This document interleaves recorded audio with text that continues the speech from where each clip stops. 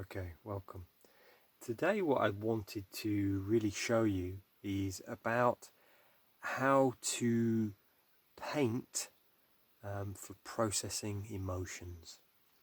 So in the work that I've done personally, through working through trauma, and in particular boarding school trauma, I was taught by a Jungian analyst who basically said to me, start painting in colour, Piers. And reading through Moore and Douglas Gillette's book, The Lover Within, I really understand now that it is so important for us on a psychological level to process those parts of ourselves that are, kind of beyond reach almost, that it just helps us to process stuff. And I can't remember the exact words, but then basically saying that, we have these overwhelmed feelings or these irritation, these things that we can't put into words, but when we paint, it's like rather than them just staying in our heads, we actually get them down onto canvases. So what you're going to need is, so I've got here, you can see under here, this is like a plastic sheet that's on the carpet. Obviously old clothes as well. I'm going to need paints. Now some of the paints that I use are De La Roni System 3 acrylics. Acrylics are best because they dry the quickest. You've also got these ones which are more student paints. As you can see, so graduate acrylics, so they're a bit cheaper. I get the bigger tubs just because I use quite a lot. I've literally done hundreds of paintings. So the next thing you're going to need is an old towel, and you're also going to need here a bucket of water, and that's just to wash your hands. So really, if you're going to really paint with your emotions, then I suggest you paint with your hands. Now the reason for that is, like, a lot of us have been taught at school to paint with brushes, to paint with one hand, and I find that to paint with both hands, it's just like balancing out left and right hemispheres of the brain. And as Bruce Lipton talks about this thing of hemisync when you're using both hands. Another thing you'll need is, it's either brushes or like something sturdy, because what you'll do is you'll mark or you'll score the card with both hands. And what else will you need? I think that's basically it. So what I suggest, okay, so let's kind of begin. So a piece of old cardboard. You can go for a canvas like here, but what I find is most people who want to start painting, especially from an emotional perspective, they just get blocked. It's like, oh, I don't know what to do. The mind comes in, the magician, they try and think it through. Whereas what you really, if you have something like this, like just old card, then it just enables you to be a lot more free. It doesn't matter. You can just throw it away. So you can follow along. If you've got all of those bits and pieces, you can follow along. The first thing I just recommend, a bit of water in your hands, and then just rub it onto the cardboard. And you might, if you've got a lot of emotion coming up, like anger, you can just score onto that. Okay, and then choosing just a colour. So it's like, okay, so here we go. So just picking a colour, and then just kind of just rubbing it into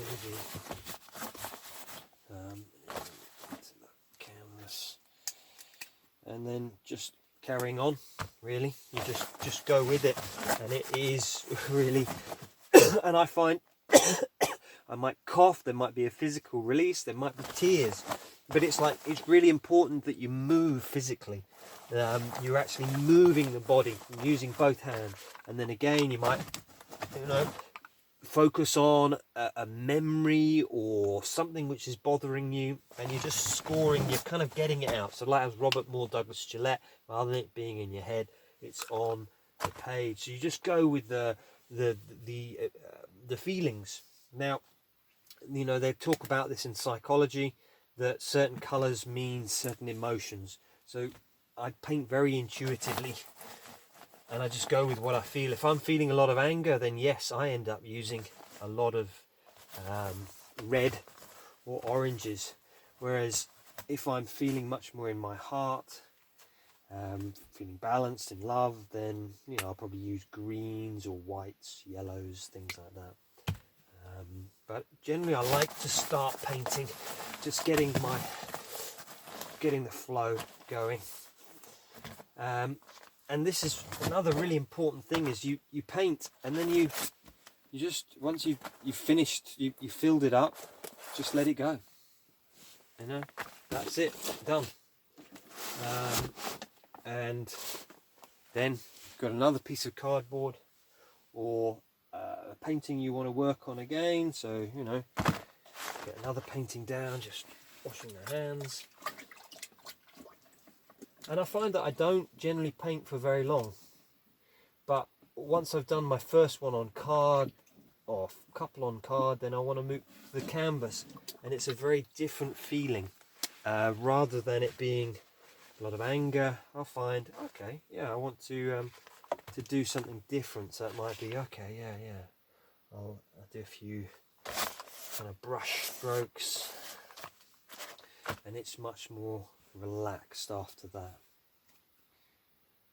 So yeah, and then I'll just carry on, and again, just really flowing, and just allowing myself just to feel.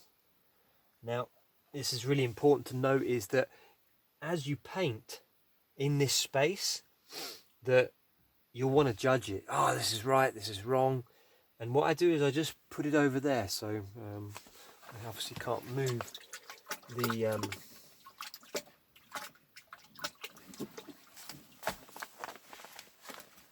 camera, but, you know, so I'll just kind of just plonk them up there. So, you know, this is one I did a little bit earlier, and I'll just keep doing it, and then after I kind of feel, okay, I feel a lot freer, I might, you know, then stand up and move around the canvas. I might dribble, I might, you know, I might use a cloth, so I've got a cloth here, and I might put paint onto that and daub it on. I might use a brush, I might use my hands. I just use whatever I feel, and then when I've just, okay, it's enough, I'll then just leave this here to dry, rather than going back and going, oh, what does it look like? That's going into the head. That's not the artist. For me, that's not the lover. It's like we create no boundaries. We put it down, and then we let it go. And so, yeah. So I really recommend you do this. I feel this has been so important for my own healing, that sometimes I can't process things. You know, I can't necessarily put them into words, but I can feel. And it might be I get a lot of tears come up, and just feels like it frees the emotion. If you imagine you've just hidden all of this emotion away for years, and giving it a space, you know, just to paint, to create, it's like a space where you can just open up. So yeah, so just some ideas here, and, you know, my recommendation is just begin. It's so important for us on a psychological level and for our psyche. So, okay, take care. Bye for now. I think I've got less paint on me. There.